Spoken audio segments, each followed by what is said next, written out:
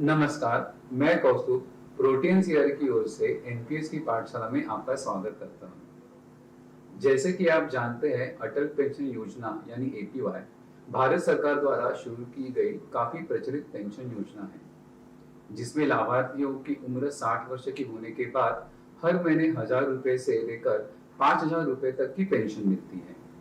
आज तक लगभग 5 करोड़ से भी ज्यादा अभिदाता 400 से अधिक बैंकों के माध्यम से इस योजना के साथ जुड़ चुके हैं।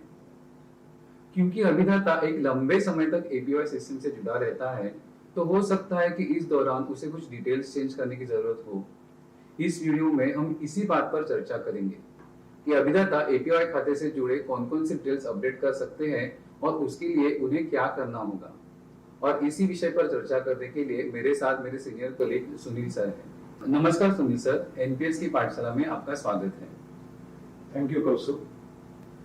सर, जैसे मैंने अभी कहा कि अभिदाता एक लंबे समय तक एपीवाई सिस्टम से जुड़ा रहता है, तो जाहिर है कि इस समय में उसे कुछ पर्सनल डिटेल्स चेंज करने पड़ेंगे। तो एपीवाई खाते से जुड़े कौन-कौन से डिटेल्स वो चेंज कर सकता है और उसके लिए उसे क्या करना होगा? कौस्तुभ, ईपीआई खाता खुलता ही अभिदाता के बचत खाते के माध्यम से और अभिदाता को इस वजह से कोई अलग केवाईसी देने की जरूरत नहीं है। अगर अभिदाता को कोई भी अपने ईपीआई अकाउंट डिटेल्स चेंज करने, यानी कि address, bank account details, email ID, nomination, कुछ भी चेंज करना हो तो उन्हें सब्सक्राइबर डिटेल मॉडिफिकेशन फॉर्म अपने बैंक ब्रांच में सबमिट करना है। ये फॉर्म, जो सब्सक्राइबर डिटेल मॉडिफिकेशन फॉर्म है, ये प्रोटीन सीआरए के वेबसाइट से डाउनलोड कर सकते हैं। अभिदाता को इस फॉर्म में संबंधित डिटेल्स देने होंगे जिन्हें मॉडिफाई करना है। ब्रांच ऑफिशियल आवश्यक दस्तावेजों के साथ इसे सत्यापित करेगा। उसके बाद ब्रांच ऑफिशियल ये फॉर्म हेड ऑफिस को भेज देता है। बैंक का हेड ऑफिस मॉडिफिकेशन के लिए प्रोटीन सीआरए सिस्टम में फाइल अपलोड के माध्यम से सब्सक्राइबर डिटेल्स अपडेट हो जाते हैं। सर, अभी हमने अभिदाता के एपीवाई डिटेल्स के मॉडिफिकेशन के बारे में चर्चा की, पर क्या जो पेंशन राशि अभिदाता ने चुनी है, क्या उसे वो अभिदाता बदल सकता है या 60 वर्ष की आयु तक वो स्थिर रहेगी? हाँ, ये बिल्कुल जरूरी नहीं कि एक बार अपने पेंशन अमाउंट सेलेक्ट कर ली है तो वो बदली नहीं जा सकती। एपीवाई फ्लेक्सिबल स्कीम है क्योंकि यह न केवल अभिदाता के डिटेल्स में बल्कि पेंशन अमाउंट में भी अपडेशन की अनुमति देती है। अभिदाता वित्तीय वर्ष के दौरान कभी भी पेंशन राशि को अपडेट कर सकता है, लेकिन साल में केवल एक बार ही कर सकता है। अभिदाता चाहे तो उसे बढ़ा सकते हैं या फिर घटा सकते हैं। उदाहरण के तौर पर, अगर अभिदाता ने 3,000 रुपए की पेंशन राशि का विकल्प चुना है तो इसे बढ़ाकर वो 5,000 रुपए कर सकता है या फिर इसे घटाकर 1,000 रुपए भी कर सकता है, जिसे पेंशन अपग्रेड और डाउनग्रेड कहते हैं। इसके लिए अपनी बैंक ब्रांच में जाकर सब्सक्राइबर डिटेल मॉडिफिकेशन फॉर्म भरकर जमा करना होगा, जो बाकी डिटेल अपडेट करने के लिए भी इस्तेमाल होता है। सब्सक्राइबर डिटेल मॉडिफिकेशन की तरह ही हेड ऑफिस इसे सीआरए सिस्टम में प्रोसेस करेगा।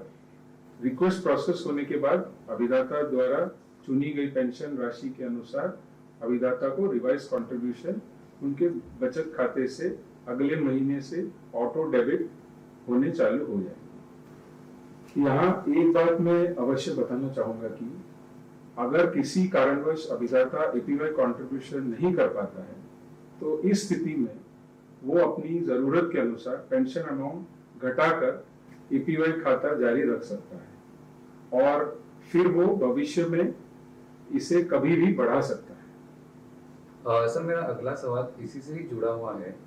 क्या अभिदाता पेंशन राशि की तरह कंट्रीब्यूशन फ्रीक्वेंसी भी बदल सकता है? हाँ कौस्तुभ, पेंशन राशि की तरह ही सब्सक्राइबर वित्तीय वर्ष में एक बार कंट्रीब्यूशन फ्रीक्वेंसी भी बदल सकता है।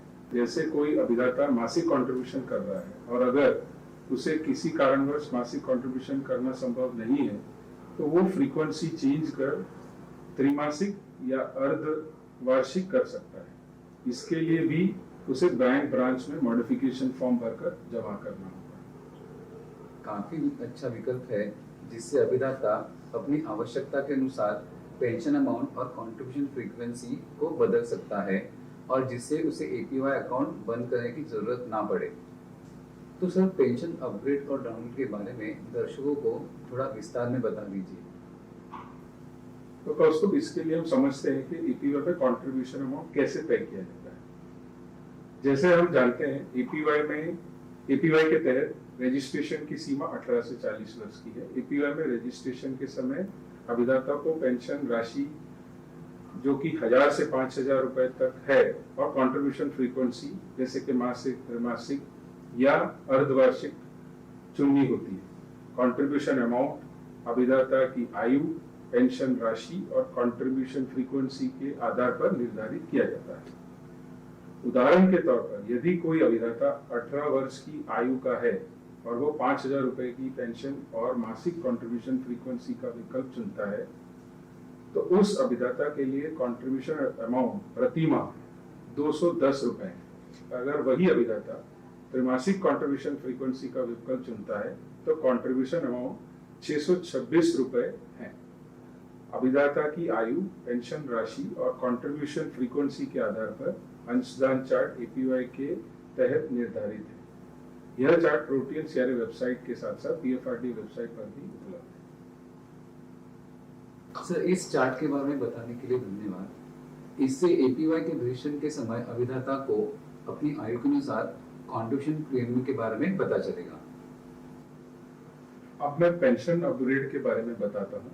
पेंशन अपग्रेड के मामले में चूंकि अभिदाता उच्च पेंशन राशि का विकल्प चुन रहा है, इसीलिए उसे उच्च पेंशन के अनुसार लागू कंट्रीब्यूशन अमाउंट का भुगतान करना होगा। इस कंट्रीब्यूशन का भुगतान करने के लिए अभिदाता के पास दो विकल्प हैं।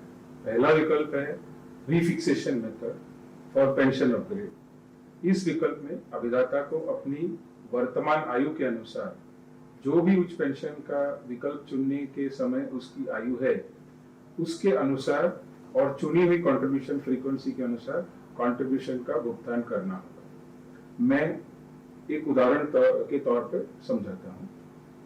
मान लो अभिदाता 21 वर्ष की आयु में 1000 रुपए की पेंशन राशि और मासिक कंट्रीब्यूशन फ्रीक्वेंसी का विकल्प चुन के रजिस्टर्ड हुआ है। इस हिसाब से अभिदाता प्रति माह 54 रुपए से कंट्रीब्यूशन कर रहा है। अब 26 वर्ष की आयु में अभिदाता पेंशन को बढ़ाकर 4000 रुपए करने का निर्णय लेता है तो रीफिक्सेशन मेथड के अनुसार कंट्रीब्यूशन का कैलकुलेशन इस प्रकार से होता है।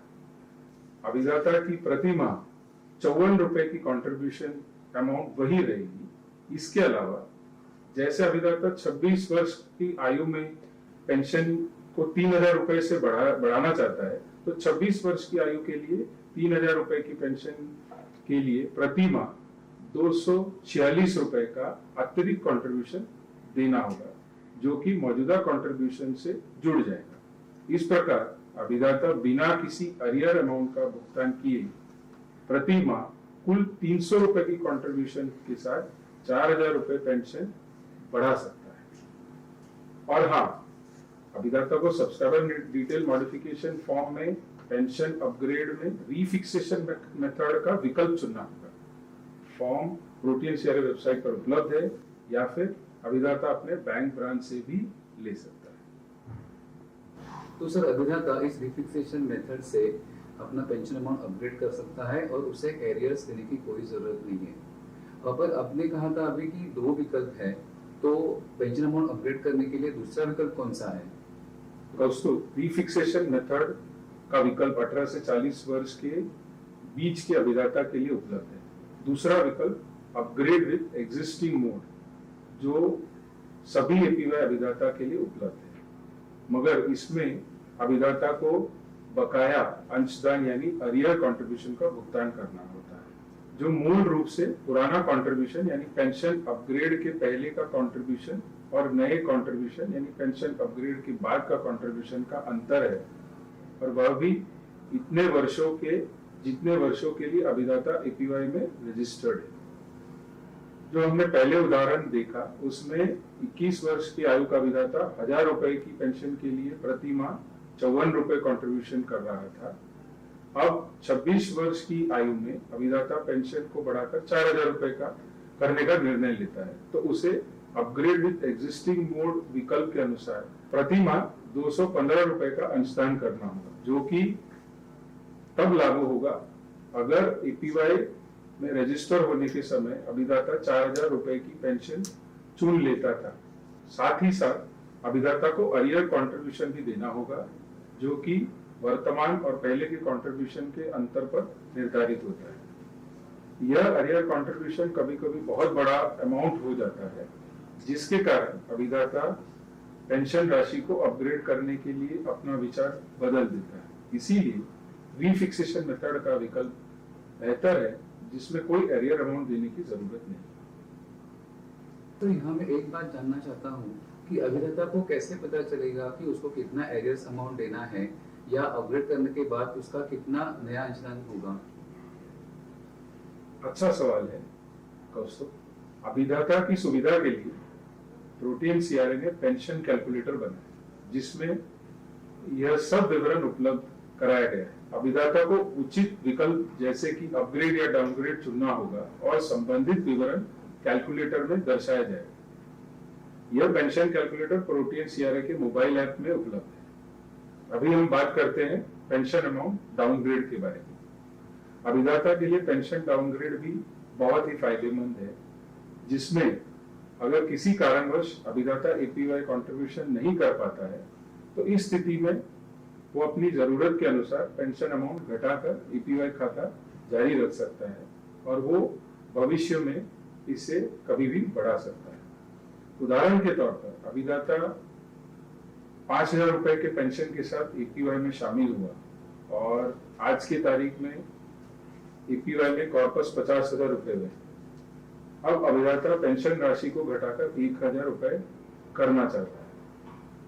जैसे ही अभिदाता ने पेंशन को 80% कम कर दिया, प्रोपोर्शनेट कॉर्पस यानी 40,000 रुपए अभिदाता को वापस कर दिया जाता है और अभिदाता 1000 रुपए की पेंशन के साथ योजना में बना रहता है।